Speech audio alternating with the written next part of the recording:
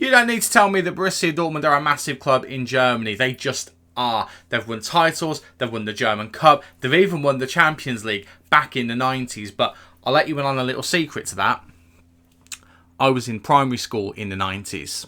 And right there's the problem with Borussia Dortmund. Yes, they won the German Cup a few years ago, but the last time they won the league was under Jürgen Klopp back in 2012. Yes, they did back-to-back league titles then, but then everything kind of fell apart.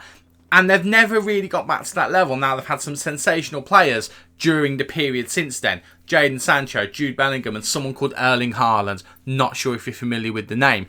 They have had some sensational talent, but it's not translated to on-the-field success. Their biggest claims to fame since then, other than the aforementioned German Cup win in 2021, is finishing second a lot and the degree of closeness there's been between them and Bayern Munich. So what are we going to do about that? Well, we're going to take charge and we're going to see if we can do something about it. And here we are at Borussia Dortmund, and this is a club who I've got a bit of an attachment to because they're the first team I ever managed on YouTube. If you go way back and watch it, I was doing Aston Villa on Twitch and I was doing Dortmund on YouTube. Actually, don't go and watch it. It was a bit of a travesty. But we are here. We are in charge. Yay. And, well, I mean, it's a tall order because the aim for this one is going to be to win the Bundesliga. That is a tall order. Now, as with the rebuild with Manchester United, we've done the same thing. No real-life transfers. We are starting from scratch. But there is one thing that has already happened. That's Jude Bellingham has already left for Real Madrid. Despite me turning on your world mode, despite that happening, we've got him. But I'll be honest with you, I would have sold him anyway because of the money he would have brought in. Unfortunately, though, we're not getting that. £88 million is not something we're going to be having in our future, which is a bit sad, but we'll have to do without it. So, as a result, this is the squad that we currently have to work with. Now, I have already set up a tactic, which we'll have a look at in greater depth, but this is the squad that we have to work with. Best player, arguably, is our goalkeeper. I'm not sure if that's ever really a good sign. Gregor Kobel is apparently the best goalkeeper at 25 years old. Nico Schlotterbeck, big fan of his. He is apparently the next best player. I could believe that. And then we've got some of the old guard. Julian Brandt, 27 years old, in his prime. 3.5 star. Same with Nicolas Sule. And then Marco Reus at 34 years old is the next best player as well. Then we've got players like Sebastian Haller, who of course did play for a cup of coffee in the Premier League. I think it was West Ham United, wasn't it? Yeah, 10 goals in 48 appearances. Didn't have the best time there. And then we've got Mats Hummels, again, veteran of the team. Went to Bayern Munich, didn't have a great time there, came back. Emre Can, formerly of Liverpool. Ozcan, who looks like a handy little defensive midfielder. And a bunch of other players, including Eden Hazard's brother. I forgot Eden Hazard's first name then for a second. Of course, recently retired as the point of recording. But then we also have young starlets who've been young starlets for years, like Giovanni Reina and Karim Adeyemi. There's exciting talent in the team. Now, this is a one-season rebuild. We will be focusing on the here and now more than the future. The aim is to do this in a season. But look at the talent that this club have got right at the top end, even including the 4-star players. There's some really, really good players for the future here. I might revisit Dortmund at some point, maybe on Twitch when I get back to streaming on Twitch, but this looks like a tasty little team that could do some wonderful things. But in terms of the here and now, we could definitely do better. There's some players down here who we definitely need to do something about, I think. We can move a few on, make some money, and that's kind of important because we don't have as much money as I'd like to. I've had a fiddle with the budget. So we originally had 25 million or something like that in the transfer budget, but £600,000 a week in the wage budget. Now, I've had a bit of a fiddle and that's got us nearly 45 million and £297,000 a week.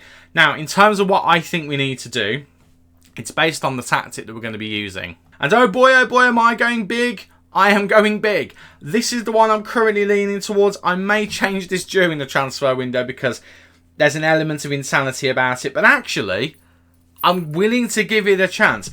I think we get a decent central defensive partnership, which I think we've got with Sule, Hummels and Schlotterbeck. I nearly forgot his name then. And then we've got reus and this guy here, Bensebaini. I'm going to go with that. Bensebaini sounds like a good one. If not, it's just going to be Rami.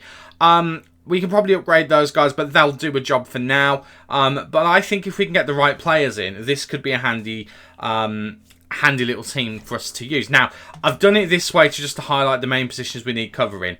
It is defence, as it usually is. I would quite like to move on Torgan Hazard as well. And that could bring in a few pennies. Not many, but his wages definitely would. So if we were to remove him as well, then that leaves us, if I can actually remove him, the game will not currently let me. There we go. And that leaves us with 1, 2, 3, 4 players to bring in. And we've got 40 odd million pounds to currently do it. But then if we were to move on the players we want to move on, so we've got Koulibaly, who's on the transfer list. He's only going to bring in 1 million, 2 million, if that. Papadopoulos, if we're lucky, will bring in. In fact, he won't even bring in anything, so let's ignore him.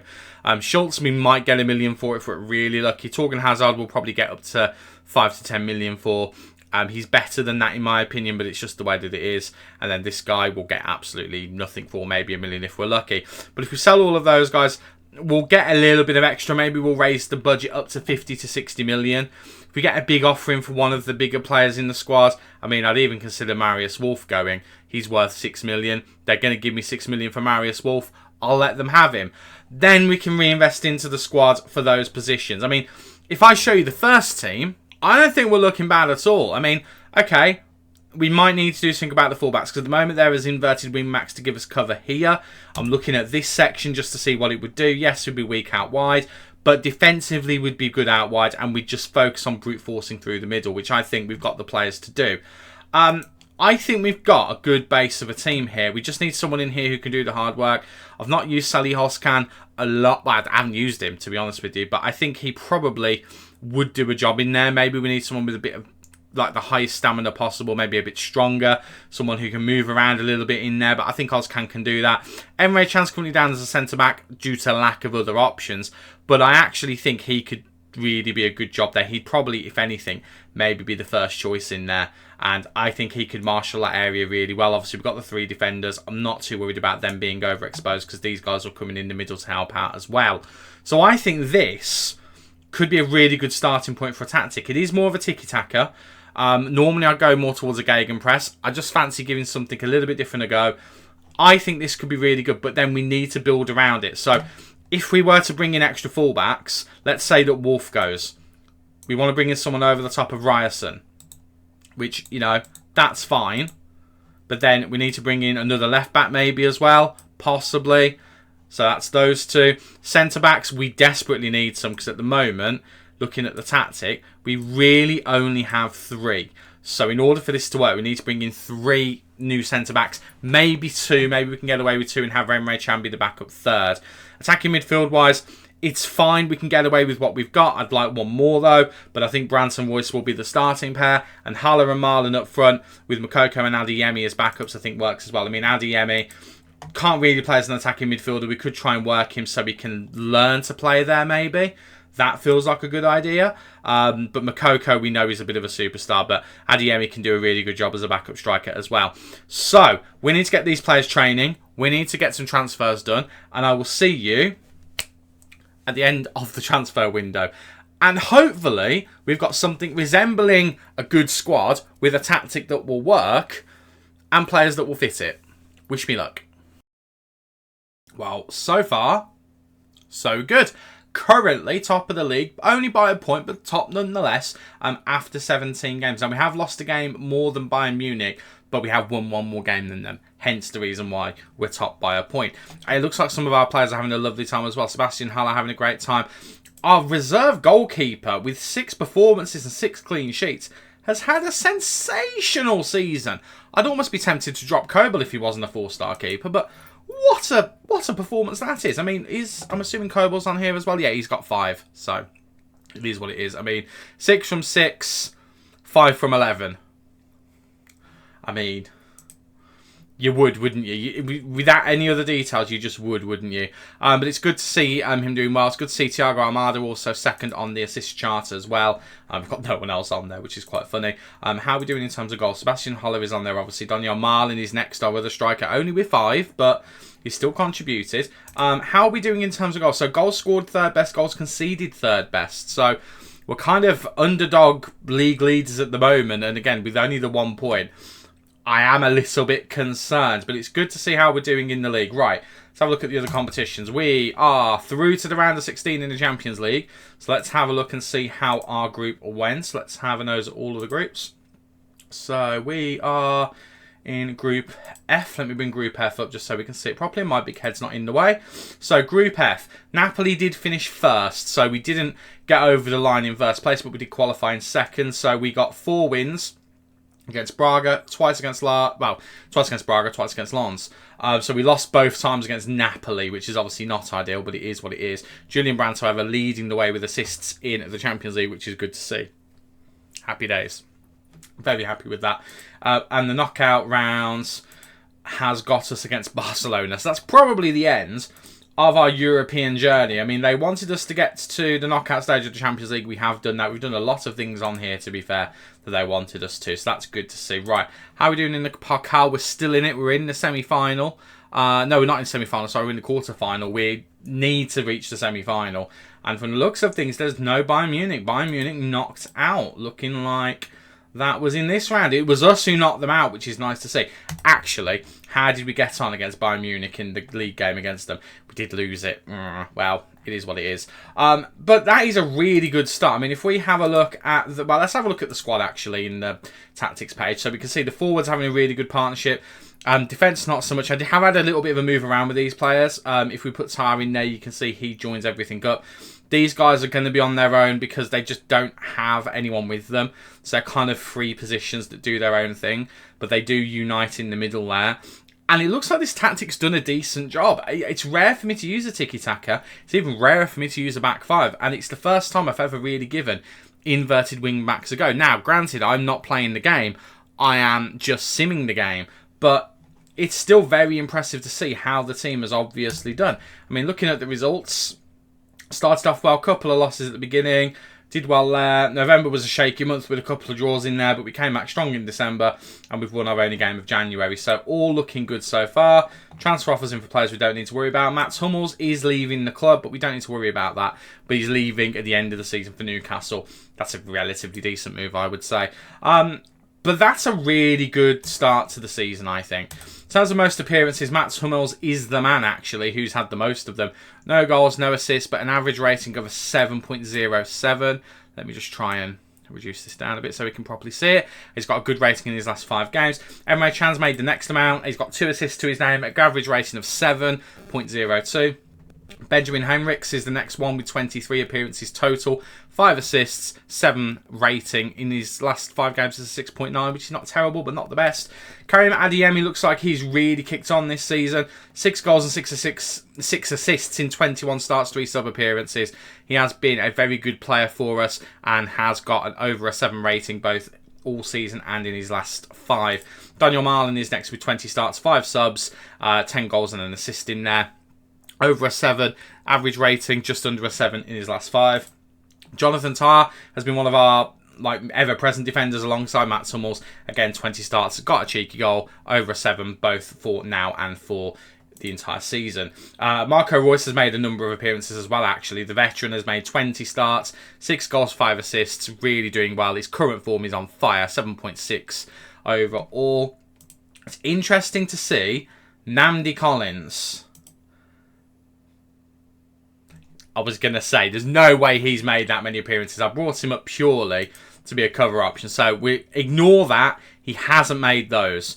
He's just been in the team to give us a bit of depth. Julian Brandt, his next 19 starts, 5 goals, 9 assists.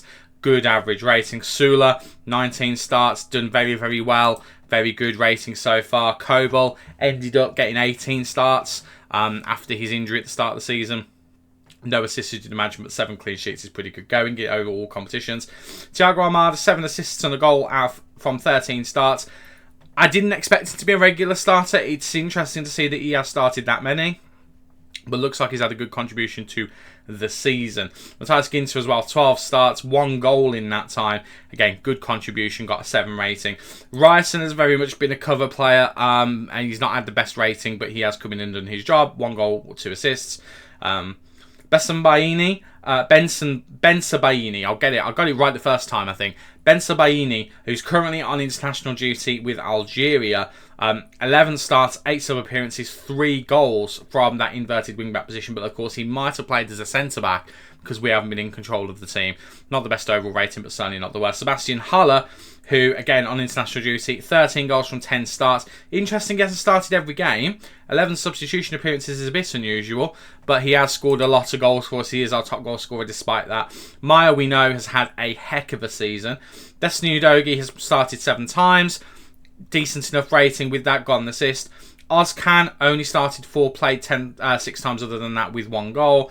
Schlotterbeck really hasn't played as many games as I thought he would, but he has only just, I think, come back from injury, so we do have to bear that in mind. I'm sure him coming back will really be a big part of the season. Yusuf Makoko is unhappy.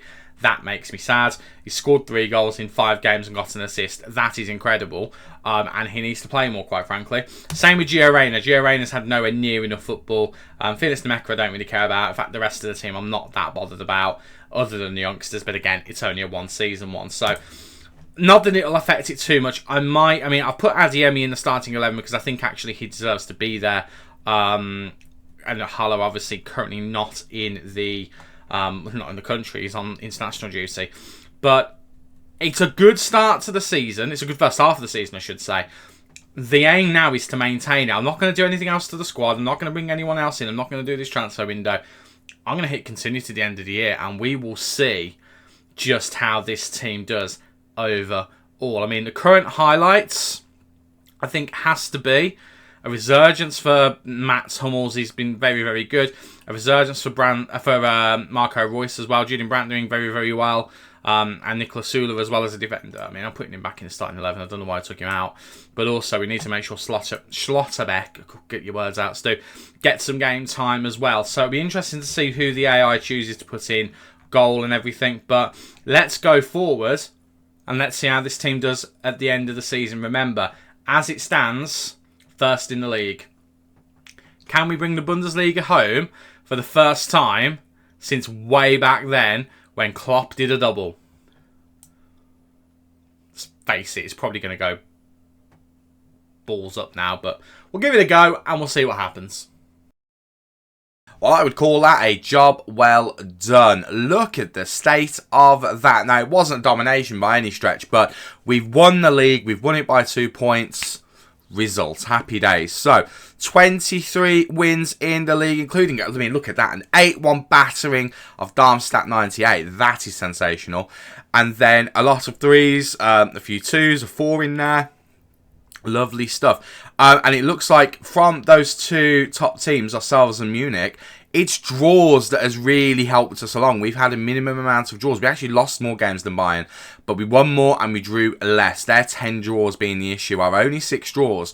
1 of them coming against Munich themselves, 1 against Frankfurt, 1 against Stuttgart, 1 against Mönchengladbach, and 1 against Mainz. So different teams each time. And then the losses we had, 1 against Bayern Munich, 1 against Freiburg, 1 against Köln, 1 against Mönchengladbach, and 1 against Leipzig. So the only home game we actually lost was against Munich, and we drew the away one. So interesting. I mean, that draw there, that is the difference between us potentially winning and losing the league. Although, having said that, our goal difference was the best. We scored the second most goals in the league, and we kept the second most clean sheets, I think that is. But because the other teams who had the top goals for and top goals against the least goals against weren't the same team, we've ended up with the best goal difference of plus 46, which is definitely a result. So having a look on the player stats, Sebastian Haller ended up being the second top goal scorer only by 2 goals.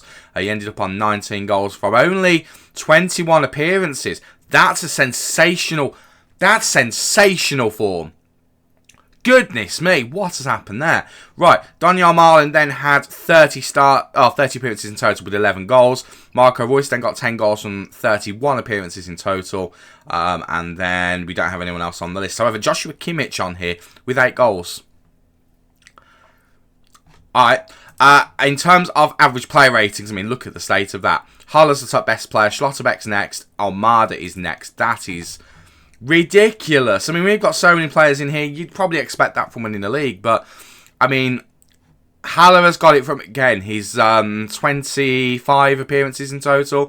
Schlotterbeck from 19. And Almada from 20. And then Kobel's on here. Reus is on here. Sule and Brandt are both on here. Tar's on here as well. Good job, boys. And then in terms of assists, we haven't got anyone in the top 3. But Brandt and Almada not far away with 9 and 8 apiece. Reus also with 7 on the list. In terms of Player of the Match awards, Sebastian Haller, as you would expect with his goal return this season, is definitely on there with 5. Nowhere near the 8 from Openda from Leipzig. But we also have Reus and Brandt on the list as well, along with Almada as well. And in terms of clean sheets, Kobel was 1 away from topping it. The Mönchengladbach goalkeeper, who finished 6th, by the way, in the Conference League, he got it instead of us. I mean, it's interesting to see that the Bayern Munich goalkeeper, Manuel Neuer, I don't know why I said that as if it wasn't going to be Neuer. I know Neuer's name, I'm familiar with his work. He ended up with only the 10 clean sheets. Kobel ended up with 14. Is Kobel better than Neuer? I'll let you decide. I won't bother looking at the yellow cards because that's not really important, but that is sensational. We have done a fantastic job there. Obviously, the season's technically not over because Stuttgart have got playoffs to play. However, that is not all, because we do need to have a look at how we did in the other competitions. Pretty sure we already looked at how we did in the group. We came second to Napoli, which meant that we would have, in theory, the more difficult round of 16. But actually, you'll find that we did, and we did struggle a little bit. We ended up getting knocked out by Barcelona. It was pretty comprehensive. There wasn't much we could do about it, really. It is what it is. You know, we'll have to just accept that Barcelona are a better team than us. That wasn't the aim of this rebuild. The aim was to win the Bundesliga, and that's what we did. So I'm quite content with not winning the Champions League. There is one more competition, and that is the Pokal. So let's have a double check of that. And I do believe we have a final that we've still got to simulate. So we'll get back to that, but we'll just go through all of the fixtures. We actually ended up having to use extra time. I think we did touch on that at the beginning of the season, but in the second round, we beat Augsburg 2-0. Nice. Third round, we beat Bayern Munich 2-0. Very nice. Quarter final, we beat Hanover 1-0. Lovely. And in the semi-final, an extra time win against RB Leipzig. Well, before we go any further with everything, we've got a game to not play, but simulate. So I'm going to simulate that, and we'll see how we get on. We win the DFB Pokal, which I mean, in German, it probably sounds very different to that. Let me know in the comments. But my goodness me, we go ahead in the 55th minute. We take until the second half to break the deadlock. 11 minutes after they equalise. 22 minutes after that, they score again. And then 1 minute after that, we force an equaliser through an own goal. And then in the 119th minute of extra time, as in 1 more minute to go, we get a penalty. And it's our not even our right back, our left back for the season, who ends up putting it in the back of the net. I mean, what's his penalty stats? Very good. That explains a lot. But still, that is sensational. Okay, cool. Well, we've won another trophy, so that's our season. Bundesliga, completed, mate. Champions League, we don't talk about that. But DFB Pokal, completed, mate. We were expected to qualify for the Champions League for the league, and we ended up winning it. Round of 16 was the minimum that we were looking at from the board, and they got pleased with that because that's exactly what we did. And the Pokal, they wanted us to reach the semi-final, which we did, and then some, which is lovely to see. So, we'll just go over a few players and just have a quick look at them. Best rated player for ability in the squad when I sort it is Gregor Kobel, who of course was missing at the beginning of the season, but was absolutely sensational once he came in. 14 clean sheets and 28 appearances, so 2 goals every 1 goal every 2 games is the ratio it would be. Conceded only 26 through the season, 7.21 rating. Didn't do as well in the Champions League as you would expect, and did okay in the Pokal when he played as well. But very good season from him. Got a player of the match in there as well, which is pretty sensational to see. Person with the best rating of the season, though, is this guy, Sebastian Haller. He's got an average of 7.47 in all competitions, 7.55 in the league. Non-competitive, he's got an 8. Pokali's got 7.62, and he's got under a 7 for the Champions League, but we did underperform in that. Well, no, we performed to type, actually, but I consider us to have underperformed. But the 29-year-old's had an incredible season. 19 goals from only 16 starts and 9 substitution appearances. So 19 in 25. He's also got 3 assists as well. The man's been an absolute goal machine, and I would not have expected it. I mean, my only experience with him in real life is the couple of seasons he spent at West Ham, where he was pretty dire, to be honest. And even then, in 22-23, he didn't have a great season at Dortmund. So, I mean, I am stunned by that form, and he's worth up to £97 million, apparently. I mean, if I was doing this as a proper save, at 29 years old, I'd be considering moving this guy on. He's not really my type of striker, but with that value, oh my word, the money we could make with this guy. Someone who apparently broke into the team as the season went on was Karim Adeyemi, with 8 caps and 1 goal for Germany. He had an average rating of 7.24 throughout the season. Only an average of 7 in the Bundesliga, but the Champions League and the Pokal are where he came into form, and he has grown into an exceptional young player. £32.5 million, of course, he was signed by. 6 goals and 4 assists in the league. That's not bad. That's not bad. I would consider this to, I mean, would this be his breakthrough year? Probably the year before was, but he's done well in both of those seasons. I just wanted to bring him up because he didn't start in the team, but he certainly ended up in it with that amount of appearances. Certainly would have been playing as one of the strikers, so obviously had a very good time. Changing tacks to the player who made the most appearances in the season, this guy, Mats Hummels. Let's just double check how many times he played for us this season. So in the league, he played 32 times, got a goal, happy days. He played 41 times from the start with 4 substitution appearances. That is only in competitive games. That is sensational. Played 32 league games, as mentioned before, got a 7.09. Played 7 times continentally, so that's in Europe. Played 5 times in the League Cup as well, the Pokal. The man had an incredible season. Considering he's 35 years old, he's had an incredible year as a centre-back for this team. He's slow, he's nowhere near what he once was, but in the middle of that defence, he's an absolute animal, and I'm really, really glad that we had him. Looking at one of the signings that we made, Thiago Almada, I'll have a look at the others as well. Thiago obviously came in for £25 million, a decent amount of money that we spent on him. Only played 20 times, but from the looks of things, he has had injuries. But 4 goals, 8 assists. He's had a very good season for the limited amount of game time that he's had. So I'll take that. I'll chalk that as a success. And his value is now up to 50 million. Nice.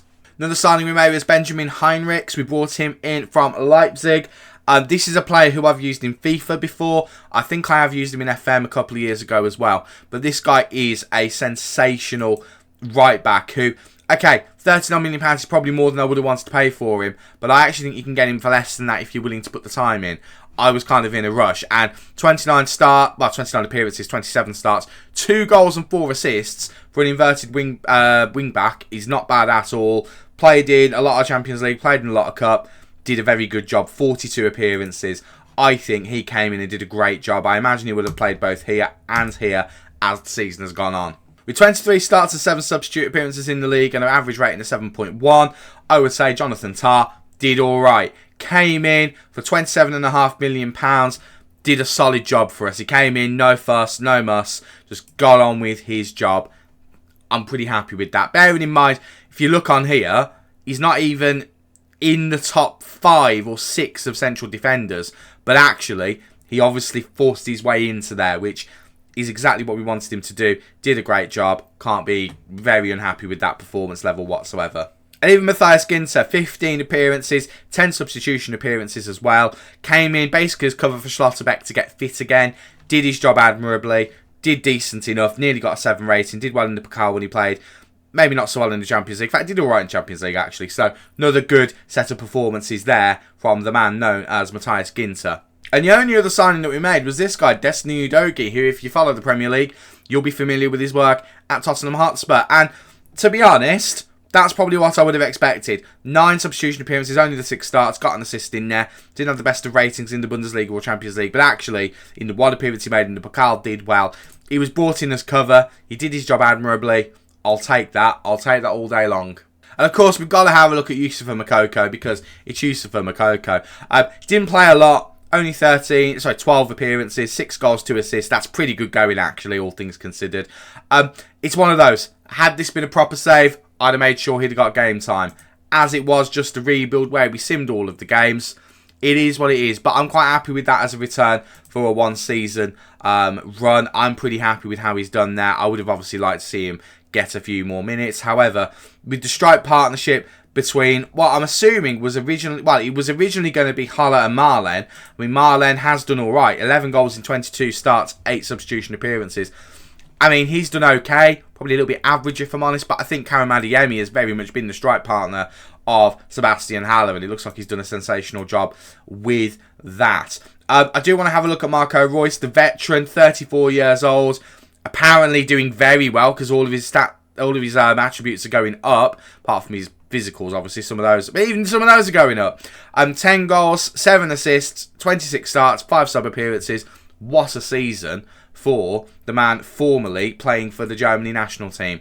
What a sensational year that is. Probably it's his best season since 2020, 2019, 2020. And even then we can't see his assists, and even then he only played 19 times. So in terms of a full season, it's the best one since the year before that. Goodness me, what a season he actually ended up having. That's great to see. What about Julian Brandt? Julian Brandt, he did well. 24 starts, 8 sub appearances, 6 goals, 9 assists. Lovely stuff. Didn't get any Germany appearances apparently, but do you know what? It's fine. Their loss is our gain. Wonderful season from him. Very happy to see it. I'll take that. I'll take that all day long. And I mentioned Nico Schlotterbeck before. Let's have a quick nose at him. Looks like he's had a very good year as well. Started off with an injury, obviously, where we had to get Ginter in. 15 starts, 4 sub appearances. Sensational work from him. Very, very happy with how he looks like he's done in all competitions. Apart from 2 games in the Champions League, I imagine they were when he was first getting back to full fitness, so we can probably cut him a bit of slack there. I signed this guy in my Man United rebuild. There's a reason why I did that, and it looks like he's excelled playing to the left of the main centre-back as a wide centre-back, because that's where he has been playing. I mean, what a player he turned out to be. What an absolute player. I think I've already had a look through all of these. Biggest disappointment is probably Gio Reyna, if I'm honest. Probably the biggest disappointment. I was hoping he might force his way in, but maybe we shouldn't have signed Thiago Almada, because that's got in his way a bit. But 5 appearances, 10 starts, I should say, and then 10 subs. Only the 2 assists. He only got a goal in the Pokal. Sorry, that pesky ghost just keeps trying to get in. No appearance. I mean, 3, 2, 1.